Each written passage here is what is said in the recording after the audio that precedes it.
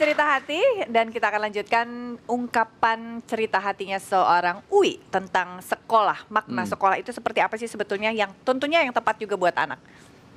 Pertama memang tugas seorang ibu memang sampai dikatakan madrasah al-ummu madrasatil ula madrasatil aulad. Ibu, kata ibu itu artinya dari kata umun. Dari kata umun itu ada dua, jadi ibu adalah sekolah yang utama dan pertama dan utama bagi anaknya.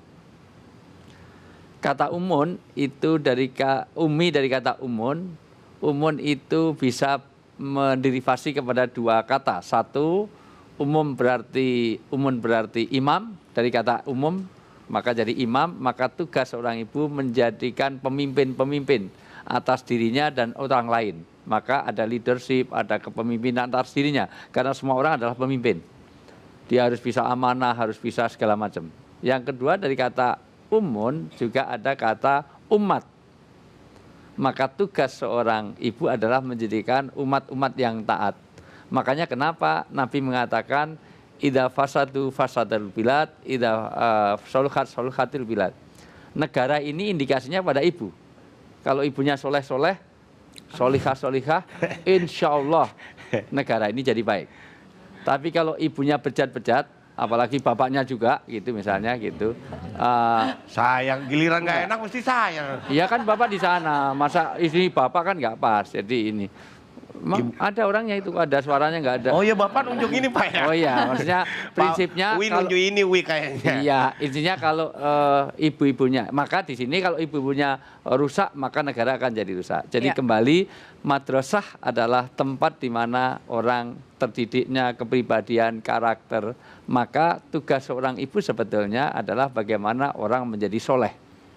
Karena tugasnya sebetulnya anak itu tidak dituntut untuk apapun. Jadi anak kita nggak kaya, Allah nggak marah. Anak kita nggak pinter, nggak marah. Ya Allah marah itu satu kalau anakmu tidak soleh. Ya, memang soleh dalam pengertian umum bukan hanya sholat saja, nggak ada keseimbangan kata Dik Doang tadi. Tapi mohon maaf Wi, memang kalau anak kita nggak pinter, Allah nggak marah. Tapi gurunya marah. Nah, itu karena tanggung jawab. Berarti kalau ini makna Uwi yang disampaikan oleh Uwi adalah makna bahwa sekolah itu adalah pendidikan awal berasal dari rumah. Dari rumah adalah oleh orang tua, khususnya adalah seorang ibu.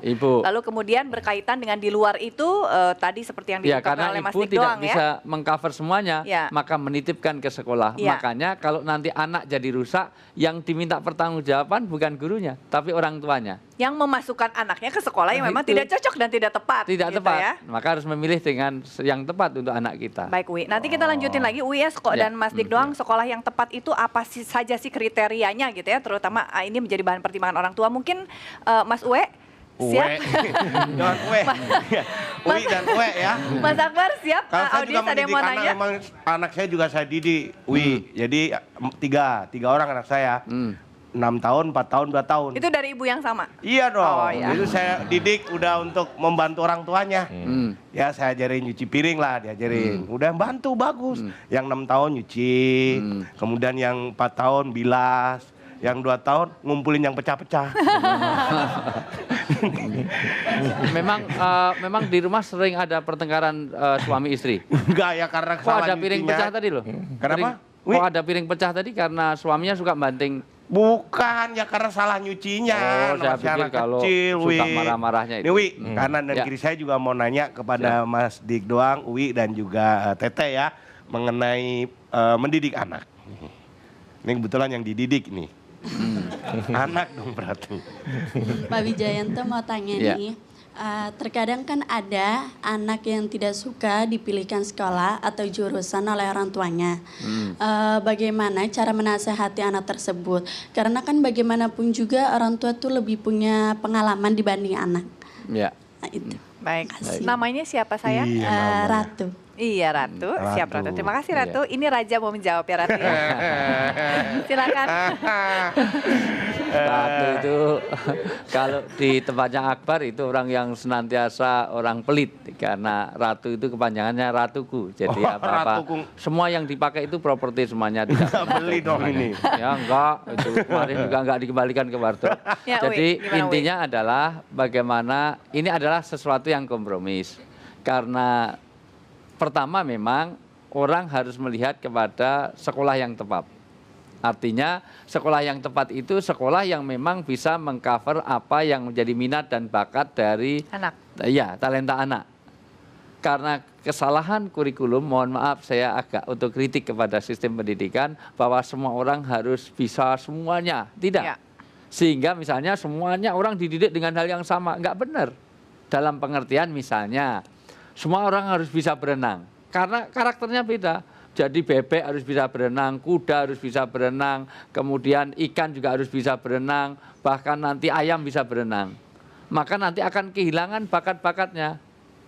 Yang ikan sudah otomatis mahir renang, tetapi kuda ayam, kehilangan cara larinya.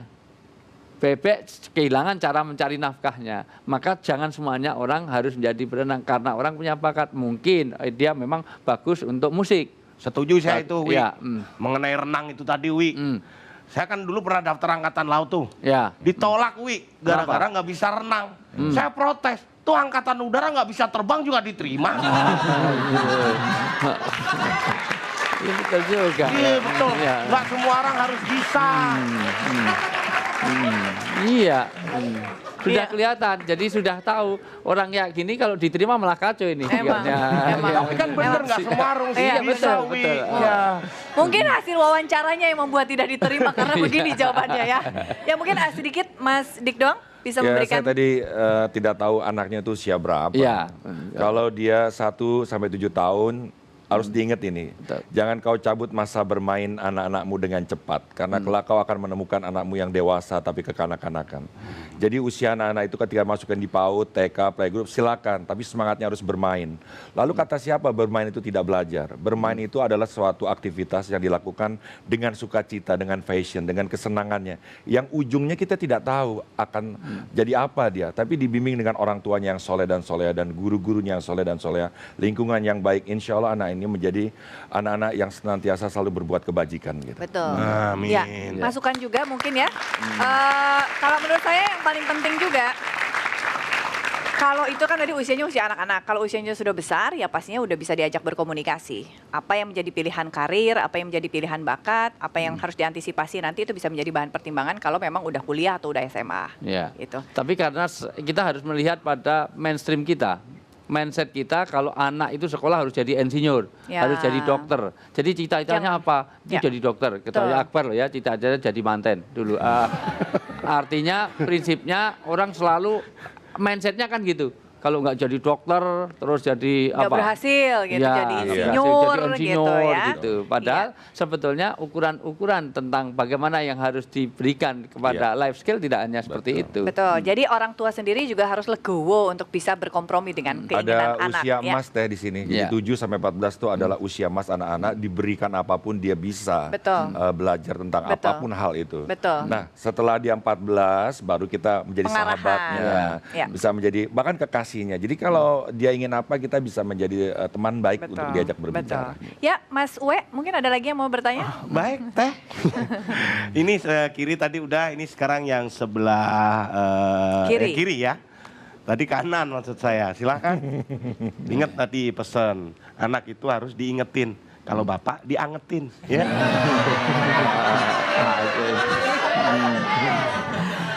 Kasih aja setrikaan, Mbak. Iya, kasih setrikaan maksudnya ya. Makanya kosong.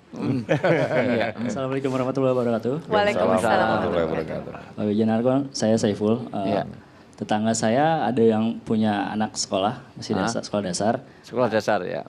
Dia minta untuk anaknya tuh dapat les ekstrakurikuler di sekolah. Nah, karena ekstra les kurikuler itu dia jadi waktu bermainnya kan berkurang. Nah, saya pengen gimana sih solusinya biar si anak bisa tetap bermain, cuma tetap dapat les ekstrakurikuler juga. Gitu. Baik. Ya, makasih. Terima kasih, kamu sebagai tetangga baik banget loh untuk Baik. mikirin ya. Oke, Uwi singkat aja kali Uwi ya. Prinsipnya adalah bahwa betul kata Dik Doang bahwa anak harus tidak boleh kehilangan masa bermainnya karena sesuatu yang membuat dia menciderai batinnya saja. Nabi pernah marah gara-gara aja dibentak. Karena pernah Rasulullah itu dimintai tahniyah untuk, ini contoh yang paling ekstrim ya, disuruh mendoakan, baru mau didoakan ngompol. Maka kata orang itu, kurang ajar Nabi yang mulia kau kencingi, kenapa ngompolnya mbak? Enggak pas saya gendong. Dasar anak setan, berarti yang setan siapa? Bapaknya. Oh ya itu kan namanya. Kata Nabi, hati-hati dengan omonganmu, kamu telah menciderai batinnya. Kalau hanya ngompol, pipis bisa saya siram, hilang dengan air. Tapi kata-kata kasar bisa membekas kepada anakmu. Betul. Artinya apa? Bagaimana meskipun dia dipelajari matematika, mohon maaf, saya pernah kuliah di luar negeri, di Bekasi. Betul nggak ya? Bukan. Serius. Enggak, di luar saya. Saya sama Mas Dik di Korea Selatan itu sekarang udah mau undangan lagi ke Jepang sama Korea, nanti siap-siap. Saya dengan ini di Korea Selatan. Di Korea Selatan hebat-hebat loh, anak kecil dulu lah pinter bahasa Korea luar biasa. Jadi di situ tunjukkan bahwa di luar itu matematika pun diajarkan dengan cara bermain. Jadi anak-anak di usia SMP ke bawah semuanya dengan cara bermain. Dan itu ternyata ada sisi baiknya. Betul. Gara-gara Desi main film, banyak anak-anak masuk IKJ. Gara-gara Messi main bola, banyak orang belajar sepak bola. Karena main. Ya. Karena main ya, betul, karena main. Dan kita juga bermain-main di sini untuk menceritakan hati kita, tapi bermain yang bermakna supaya kita bisa mendapatkan inspirasi dari apa yang kita bicarakan. Selain satu ini saya akan sambung tetap di Cerita Hati. Cerita hati, karena setiap